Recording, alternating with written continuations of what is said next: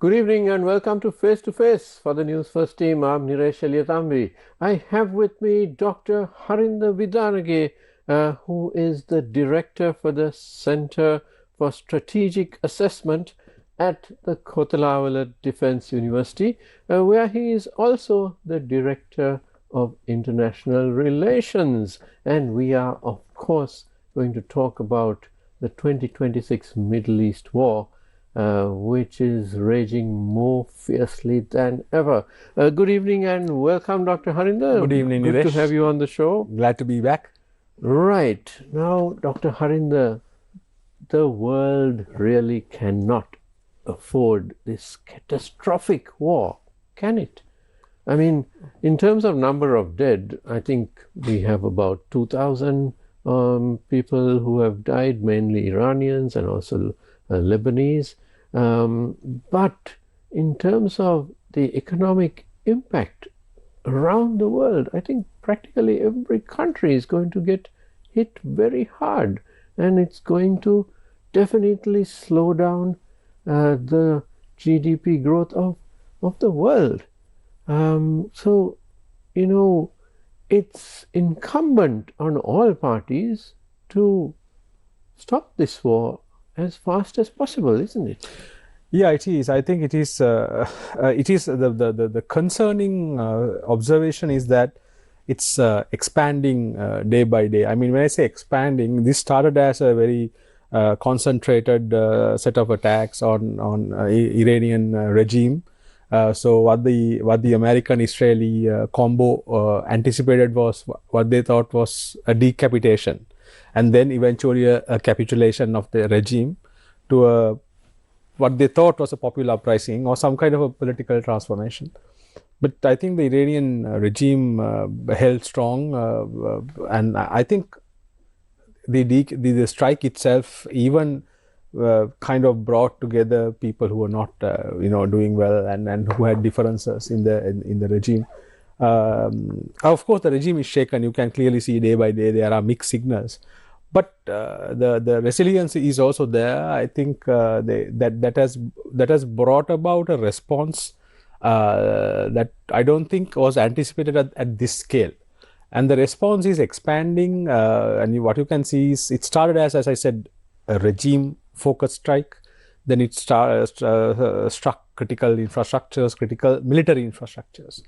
And the counterattack was, as we saw in the last few days. But what you can see is Iran is using a strategy to widen the attack to critical civilian public infrastructure as well, and that is creating equal response and equal and maybe a magnitude of greater from the Americans and the Israelis. So what happened when what we are seeing is what we call a clear escalation. So and with no sight of de-escalation, and at the moment there is no real powerful block of demanding de-escalation. Of course, people are demanding an end, but I think this consistent escalation is a concern. And more you see civilian infrastructure, public infrastructure across the region being attacked. There is a deeper concern that more actors will be dragged into this. So people have been calling this the Third World War. I always disagree with that term, but I think we are entering a phase where the world is at war.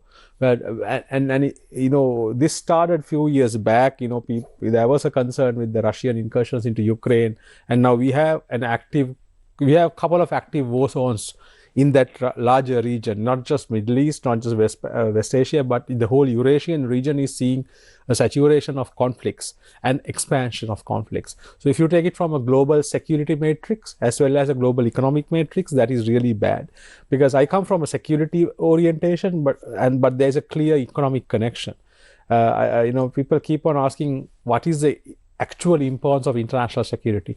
International security provides the guarantees and safeguards of an environment where economics, finances, markets, everything can take place. The moment that international security environment is threatened or is under threat or in conflict, it directly affects globally the economics. So that is what you are seeing. The more the escalation, more the insecurity, more the severity of the economic crisis that is impending on us. Right. So now, Dr. Harinda, something puzzles me. Many of the countries in the world, including Sri Lanka, we have called for a return to peace as fast as possible. But we are just small countries or medium-sized countries. What about the big power blocks? I'm talking about China, I'm talking about Russia, I'm talking about the whole of the European Union. Have they really stood up and said, stop this now, we can't afford this, the world can't afford this, this has to stop as fast as possible? I think there are a few, it's all perspective, there are a few ways you can say it. I think the three actors you just mentioned have three different strategic ambitions. Of course, they probably all like some kind of a more stable environment, but I think their strategic intentions and strategic objectives differ.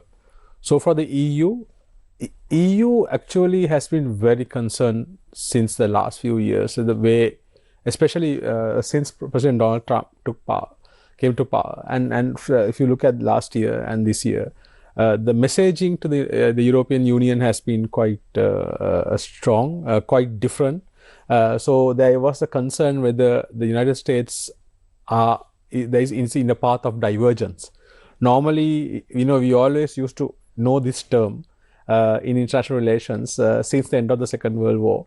There was this idea of a transatlantic unity, transatlantic core. So where global affairs was kind of done through a mixed, combined efforts of the Americans and the Europeans. But but in the last few years, there is a considerable erosion of that bedrock. And what I do is, what I tell people is, it's a bit challenging to explain the complexities around it. But I always take this Munich Security Conference. That is probably the largest security conference where global leaders, business leaders, academics all come together to talk about security, at least from a Western perspective, but it includes non-Western voices, right? So every year they have a report which makes an assessment of the global security environment. If you look at the last 5 reports, the way they have been titled, every year it becomes bleaker and bleaker, right? This year, the report's title was Under Destruction. Under Destruction, which basically meant the liberal global order, which certain, at least the Western geopolitical bloc believed in, the kind of the order, the standards, the legal and global governance structures were under attack. But this time, from inside. The makers of that are also undoing it. So that is here what I'm trying to tell you is not a critique against the United States or Donald Trump. I'm trying to say how it is changing. So after a long time, you have an American leadership which says, in the context of American interests, what we have done, what we have followed, the ideas of core security values we had, and the ideas of a global order, global governance, had cost us. And the money, the efforts, the lives we have put to safeguard that hasn't brought us back much. That is the Trumpian view of the world, right? And he's arguing that the Europeans are also responsible for, to a certain extent, free riding, to a certain extent, riding on American security guarantees and thriving, where American money and American efforts have gone. So that kind of thinking. And that was very much made clear last year's Munich Security Conference when the Vice President of the US made the strong remarks. And this year, you had the Secretary of State, Marco Rubio, addressing. and calling Europeans to create a new kind of a a Western ethos, kind of it was very very very concerning for many non-Western countries. It was like a return of colonialism in a different way, arguing that you have to kind of Westernize, civilize the world. There is kind of as if all of us, the global South. I don't like the term global South because it kind of actually has no real meaning. It's kind of a term that is used by the global North, and we have kind of accepted in certain ways. But in a way, the non-West, so we have to understand these conflicts in that context. So suddenly we see a world, a West that is kind of disintegrating in a certain way. And that is one block, that block you mentioned about the EU. Then the Russians have a different strategic objective. The Russians have always said this order that these Americans and the West were saying is not an inclusive order. It excluded countries like Russia. It did not accept different views, and that this is a time that the non-Western bloc also has a certain relevance. And from a Chinese perspective, China and Russia people lump together, but even if you take the Middle Eastern conflict, take Iran for example, China benefited from the low-cost oil and gas that flowed from Iran because of the Western sanctions. China was the largest consumer of Iranian oil and gas, and for Russia, Iran was a competitor to a certain extent in the market because Russia and Iran are the two largest producers of gas, and both are under sanctions for different reasons. So until that, they were actually competing globally for the gas flows. But the Russians needed Iran as an irritant to the West and in the larger Middle Eastern geopolitics, because Middle East or West Asia to a certain extent was pretty much dominated by the Americans. If you look at from Saudi Arabia, Qatar, Bahrain, Kuwait, Oman, Jordan, every military is pretty much a kind of a version of made in America size. Every weapons platform, training, they're all American centric. The only country that has an alternative set of views of training, weapons, platforms, which are very much reliant on the Russian and the Chinese, are the Iranians. So for Russia, they also had one more country which they lost recently, Syria. If not, so their main kind of sphere of influence in Middle East was through Iran. So they all three have very different objectives when it comes to dealing with Iran. But the conflict is not helping any. Absolutely. Yeah, because for example, the last point I want to say is, if you take, I saw that a super tanker that will take energy from oil from the Middle East to China, cost has doubled just overnight. Extraordinary. I mean, that would be the cost of just the oil. There are so many other costs which we'll discuss later, like the insurance, underwriting of insurance, and all these things. But just the super tanker, the cost that it took from Middle East for oil to be shipped to China, the fee has doubled. That's a frightening thought indeed. Yes. Frightening reality.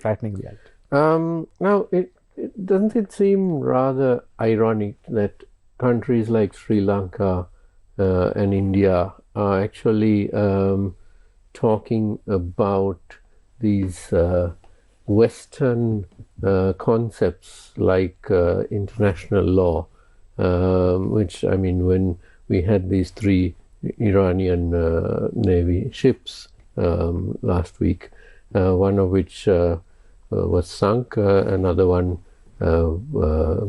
sought safe haven in Sri Lanka, and the other one in Kochi in India. And the governments of Sri Lanka and India basically stood up and told the world, we will follow international law, which is quite refreshing, really, because we're telling the world about international law all of a sudden, when the Western world has been preaching this to us for decades. Yeah, it is significant because of one major development, right? The development is, I cited that report, Under Destruction. So it became very apparent since December 3rd, since Venezuela, Venezuela happened, that there's a clear destruction of the foundations of legal governance of, so if you that was the main concern when we refer to global governance a lot, but global governance rides on how much legal governance is effective, right? So what is happening is, from the last 5 to 10 years, people, we were all arguing about this, about the rise of geopolitics. A major byproduct of intensification of geopolitical rivalry is that it directly affects established principles and institutions and mechanisms of global governance. More geopolitics ascends, the strength of global governance descends. That's the kind of the relationship. Right. So high points of geopolitical kind of implication is when countries totally disregard. Let me phrase it right. So they believe that national interest comes first, and they believe they're doing the right thing in the interest of their own country. So, for example, the abduction of Maduro was done as an absolute necessity to prevent a certain existential threat.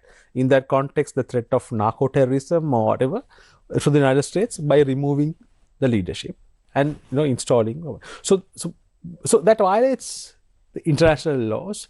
But in the context of a great power like the United States, they feel no, we did that in our own interest. So more countries start acting on their national interest. Countries do act on national interest, but countries also spend a lot of deliberation on global governance and global progress. So for example, that is why we have principles of climate change, human rights, gender, all of the sustainable development. Now what's happening is, when you start an onslaught on the system, all these things weaken. So now, for example, the UN is suffering from a major budget deficit. Why? 60% of the funding that the United States gave for various projects have been withdrawn.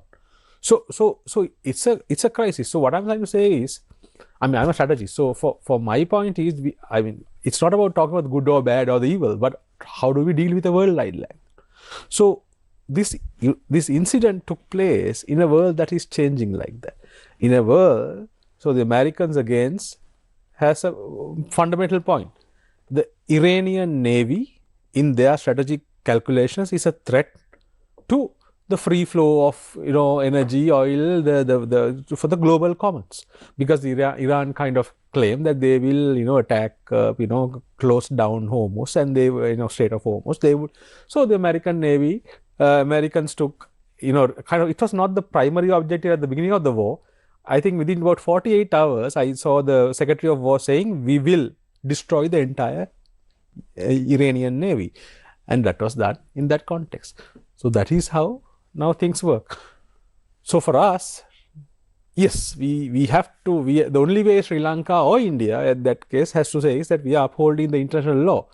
But the kind of dilemma here is the greater powers, who are supposed to be the guardians and of these systems, are also affecting the under destruction. That is that kind of. So we are in that kind of a dilemma at the moment. So it's a very challenging situation for small states like Sri Lanka. Right. And is there a parallel in history? To my mind, the League of Nations in the 1930s, that comes to my mind, because the League of Nations was the precursor to the United Nations, and it collapsed because major powers started disregarding the norms. I mean, you had first of all, the United States did not join the League of Nations. That made it weak. But it lasted for perhaps almost 2 decades. But you had Italy invading what was known as Abyssinia, Ethiopia, and now it's Ethiopia, and that caused a crisis. And then, of course, Japan invaded China, Manchuria. So these were major powers: Italy, and Japan. So when they start disregarding international norms, is that what we're seeing again? I like Because you. history repeats itself. Yeah. Unless you're a historian like you. No. I'm not a historian, but some people argue, it's very interesting. Some people say history repeats. Some say it never repeats, its rhymes. Well, the best thing I like is what Wilhelm Friedrich Hegel said. What we learn from history is that we don't learn from history, which is true. So one unfortunately. So the biggest challenge is I like this analogy you brought. So the 1919 to 1939, that was the 20 years that this League of Nations struggled and functioned. The biggest reason for its downfall was that it had a weak institutional basis. The strongest power at that time, the United States, kind of did not join at the last moment, even having the most liberal president you can ever get in the United States in the form of Woodrow Wilson. And of course, there was a undermining of international law. Would probably the institution would have been at a nascent stage than thus. We have a more evolved, more mature system, but the international law is anyway very weak. I mean, international law is good as far as countries follow it. And the great powers are not bound by many things. Even we kept on talking about the United Nations, Convention of Law of the Seas and all. The US is not a part of it. So they have never. So it's kind of, and then we had so many non-proliferation treaties and strategic and nuclear arms limitation talks. Now countries, so Russia has withdrawn from some of them. So this is a time which is not quite good for international law, neither for international order. So, but for countries like Sri Lanka, we can't lament the fact that this is changing. We have to adjust to it. At the same time, we also are, as responsible states, have to, as what Sri Lanka's and the current government did rightly, is to say, look, we do it by the international law that we respect. Right? Nobody can not tell us not to respect international law. They can violate, but they can all the same time cannot force another country to disregard international law, because the United States argument is we are doing this for our own interests, for our own, from the conflict, for our own survival and security, right? And also for the larger interest and stability of the region that is being kind of destabilized by a state that they feel is a destabilizing factor. So I think in that context we did the right thing. But at the same time, we have to be conscious, and strategically we should make our own assessments and calculations moving forward. How are we going to manage a seemingly, things were volatile, but the volatility is increasing. So that means, for example, the security around our ocean systems. So I always bring this thing, just think for a second, forget everything. There is in a naval battle, this was never a battle, but in a naval engagement, a ship was sunk around our waters. If another two is sunk around our waters, the insurance surcharge on merchant vessels coming to Sri Lanka would, astronomically increase. So it's not the fact that who is fighting whom, who is sinking whom. What is absolutely necessary is what we call the security in our ocean system. The moment the ocean system is insecure, right, trading, everything becomes expensive. Even a common airline ticket would go up. Everything from, because we are very much import, intensive state. We still, of course, we export, but most of things we are reliant on from imports. Imagine a price hike, a cost hike for the country. We are not at a conjuncture that we can withstand that. That is why Sri Lanka should argue for the case of security in the ocean, not just because we are sympathetic to Iran, or we are not very happy with what the United States is, in our own interest, Sri Lanka's national interest. This is where the idea of Sri Lanka first has to be evoked in a way that is meaningful. Where Sri Lanka should understand it's not about being sympathetic to Iran or whether questioning the government whether you did the right thing or not. It's about how we as a nation now argue for a safe and secure ocean, at least ocean system around EEC, the exclusive economic zone. if at least our EEC is not seen as a conflict, is seen as a conflict zone, we are in major trouble. This is what we have to be arguing. This is what even I feel the government should be pushing. This is the narrative we have to bring. Well said indeed. We need to take a short commercial break. We'll be right back, so don't go away.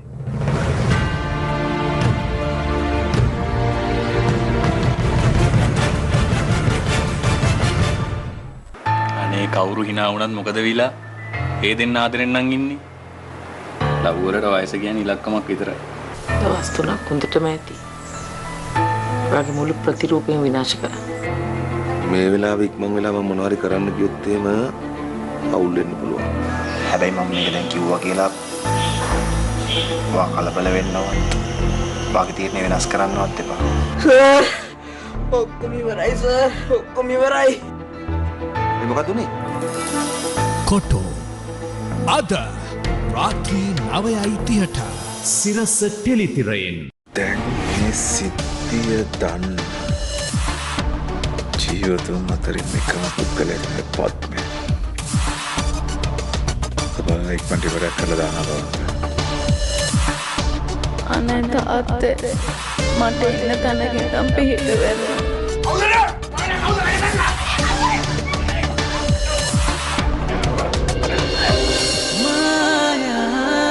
අද රාත්‍රී 8:30ට සිරස ටෙලිතිරයෙන්.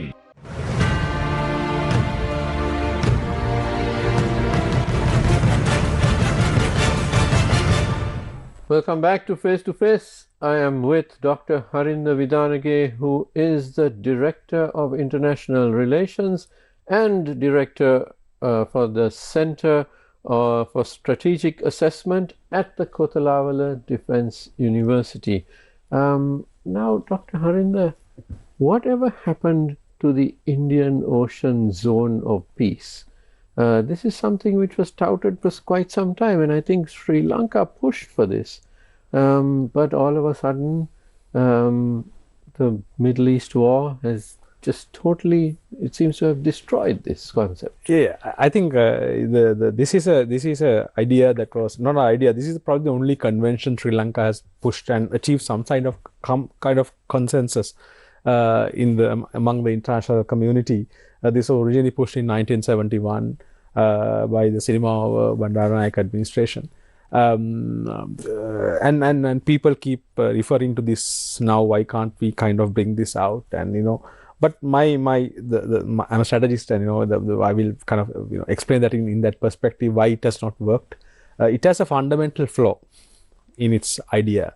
In theory, as an idea, it sounds very nice, but if you're pushing for an Indian Ocean, which is the whole idea is to make it peaceful as well as a demilitarized zone. So you have India, which is becoming very articulate, which about its position, which is seeking sovereign strategic autonomy, which is expanding its capabilities, which is seeing a real challenge coming from China, which is so India And China has the largest navy by number of warships. But India also has one of the fastest growing navies in the world. So do you think India would want to have an unarmed naval presence in the Indian Ocean? No.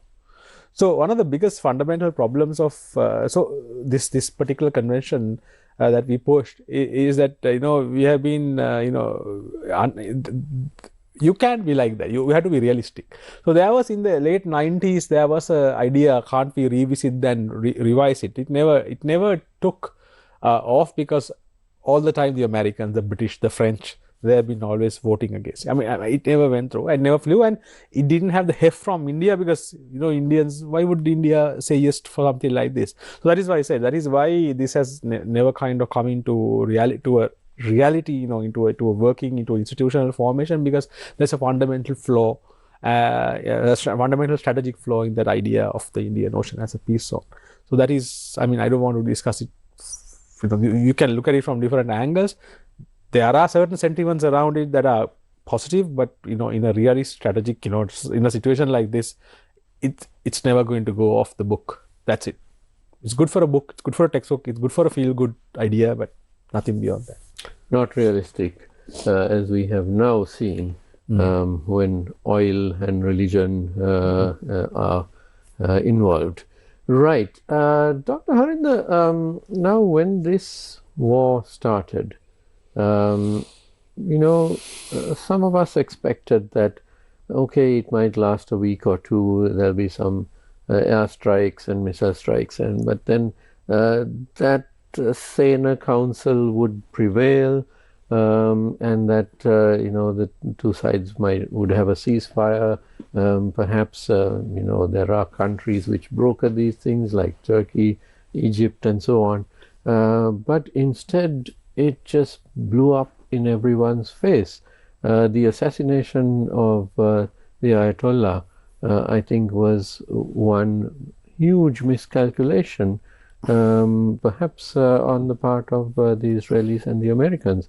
Of course, they clearly that was one of their objectives, but they seem to have misread what would happen in Iran. They seem to have been under this impression that there'll be a popular uprising if the Ayatollah is assassinated, and that the entire regime would fall. But nothing like that has happened. Yes, there are certain cracks that you could observe in the regime, but certainly it's nothing like a revolution. I think we have to understand. We have to approach this in a bit of a larger contextual manner, right? So ever since the Islamic Revolution of 1979, for the United States and for Israel both, Iran became a primary nemesis. Why? For the Israelis, in the aftermath of the Iranian Revolution, there remained one objective of the Iranian Revolution, of the Iranian Republic, that is the destruction of Israel. So ever since the revolution, if you are Israeli, Iran's existence means a threat for your own existence, because Iran has pledged for your own destruction. So that always went into the calculations, and the narrative that Israel brought about Iran. For the United States, it's a bittersweet. The US is one of the prime allies in the region during the Cold War period, and when was Iran. It was the US which kind of put a lot of money, a lot of efforts to modernize Iran, to support the revival, even the nuclear program. These were all, technology transfers from the US. Up to 1979. Right. And then, when Iran was under the Shah.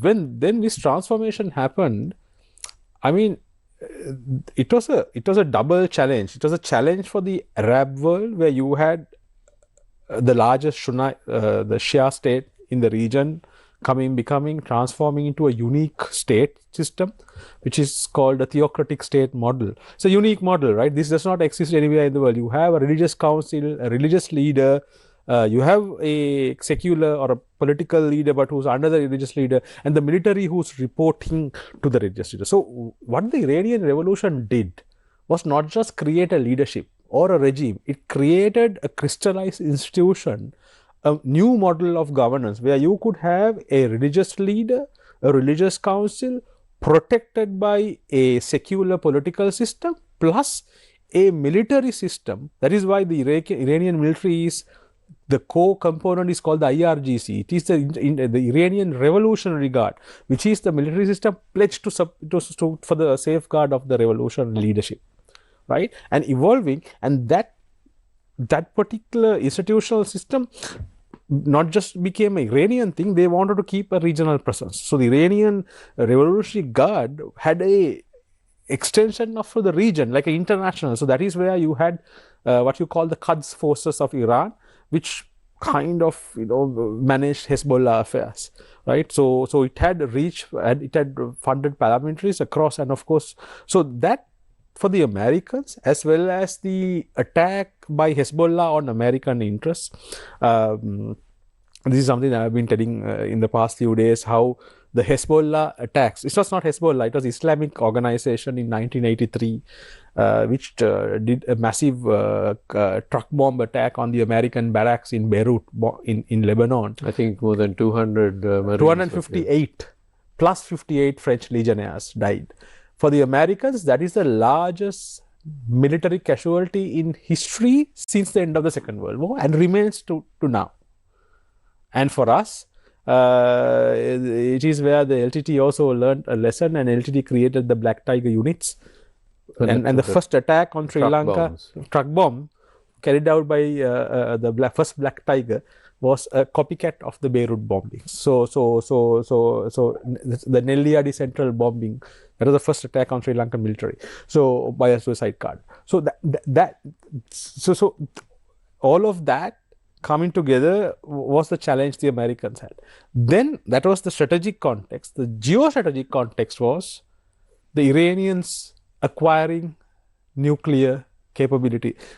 Iranians actively working towards building a nuclear weapon. So when they were asked, why are you doing that? Their point was, if Israelis can't have, why can't we have it? That became the largest aspect of the existential threat for the Israelis and for the Americans as well, right? So if you, I mean, for a moment, if you just give up all our moral lenses and look at this geopolitical calculation, why this attack happened was that the Israelis and the Americans felt, for many years they have tried to destabilize Iran or get rid of the regime by other means. They targeted Iran in two ways. One was targeting Iran's nuclear program. The other was targeting Iran's ability to wage conflict in the region. How did they do it? Last 10-15 years, there has been systematic assassinations of most of the scientists involved in the Iranian nuclear program. And this culminated with last 12-day war, where the Americans did a targeted bombing of the facilities, right? And that was before that, even Obama administration and George Bush administration worked to, tail end of George Bush and the beginning of Obama, they carried out the world's first advanced cyber strike on the Iranian nuclear facility to stall the program. That was one way. The other way was last 10 years, starting from Trump's first term and first year, what the first international act Trump did? Two things he did when he came to power in 2016. He went and bombed, tried to assassinate the Taliban leadership. The second one was on 3rd of December 2016, exactly 10 years ago. Americans carried out an assassination of the general of the Quds forces of Iran, General Soleimani, right? He was the most prolific leader who was able to kind of do a lot of networking in the region, a key strategist. I remember one analyst saying, we just killed their Patton, comparing him to General Patton. And then later, like last 2 years, I don't know that you noticed, the Israelis took out the leader of Hezbollah, Hassan Nasrallah, took out Haniyeh, the leader of Hamas. So then they had those pager events where Hezbollah activists were targeted. All their pagers were bombed, ringed. That's right. 1,500 casualties, totally, weakened Hezbollah.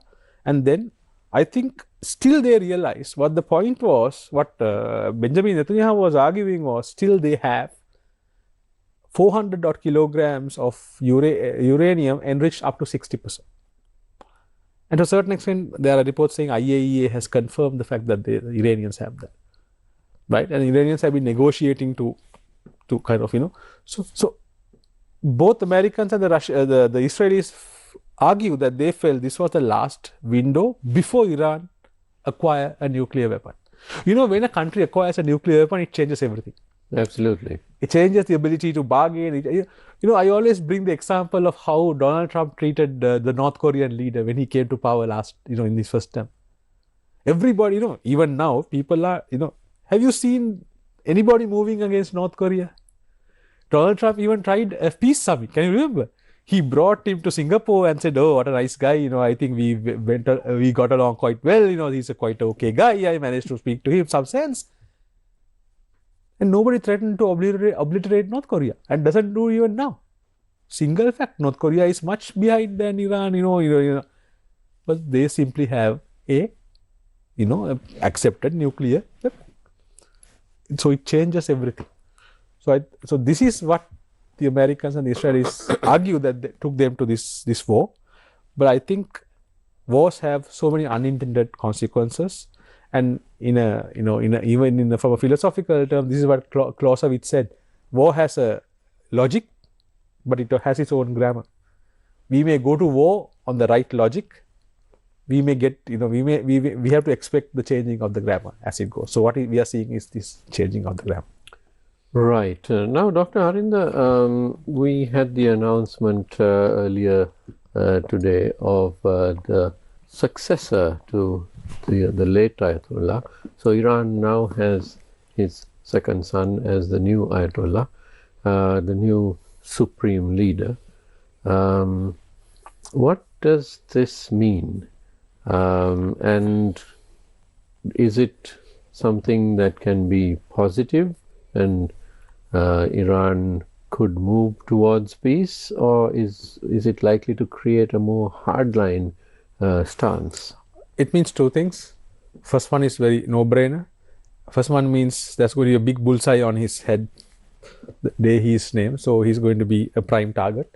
The more serious political manifestation of that is it's a clear signaling by the regime that its hardline stance had further hardened, because the Khomeinis had an iron grip on the military, and the IRGC, it means the IRGC, the military and the religious council is in sync totally. So if there's any dissent coming from secular entities or dissent coming from, so Iran had a fair bit of dissent. 2007, 2008, I don't know that you remember, you had the Green Movement. This was the first of Arab uprisings, even before the Arab Spring or any other related uprisings. It was Iranian youth and Iranian youth groups, university students, which started the uprising, which got violently put down. And there was this case of Neda Sultan, one of the first casualties. She was shot, a young woman shot by a sniper. There was that was the first time Obama cried on screen. I don't know if that was theatrics or not, but you had history. And then you also had, even within the religious council, the rise of more moderate presidents. Hassan Rouhani was a classic example. That was a time, the people were very, optimistic about Iran when Rouhani came to power. But he was displaced by personality we know, Ahmadinejad. President Ahmadinejad displaced him as a president. So even within Iran, the hardliners, the so-called hardliners, and the moderates have had a bit of a tussle. But what this signifies is clearly the hardliners are very on a strong footing. So that means Iran will remain resilient. Iran will start firing back. The IRGC will continue its strikes, and that means that force will be, and the Americans and the Israelis are, forced to meet that with greater force. So that's an escalation, unfortunately. So unfortunately, it's going to therefore last a while longer. Lasting, when you say lasting, it may be chronologically this intensity. We don't know for how long. But even if the state destabilizes, Iran is a huge state. You can have 92 million people. Take UAE. 20 million people, 18.9 of that are migrant workers, only 1.1 million Emiratis. Saudis also maybe 40-50 million, but 25 to 30 million are foreign expats, not Saudis. So scale you can't match, and it's a conflict that can linger for a long time. Nobody is going to put boots on ground. The Americans won't. Israelis won't. What is Israel? 7 million people, right? So the whole of Israel as a people's army won't match. So it's at the end, strategic air campaigns cannot change ground realities. They can deter, they can delay, but they won't bring you strategic outcome. They're not going to bring you a change of government. So that is where the problem is. That is why it is an unnecessary conflict, and that is where it's going to hurt all of us. Now, something which is different in this war is the fact that Iran has been striking at almost all the other countries in that region. I think there were 13 or 14 countries which it has hit or have been hit by drones and missiles. And that has caused a lot of hysteria, perhaps, because many of these countries they've got CCTVs and mobile phones and so on, and you see it almost live, on social media and TV. So the actual impact may not even kill anyone, but then it looks so bad when you look at it. What is this factor doing in there this are conflict? two things. The military logic is, of course, most of these countries house American bases, and Americans have been operating, not just American, there are. So the Americans have been operating with impunity. Qatar has the largest base in the region with Al Udeid. KSA has bases. But I think it's not that. All these countries which they're targeting has been built around significant successful nation branding.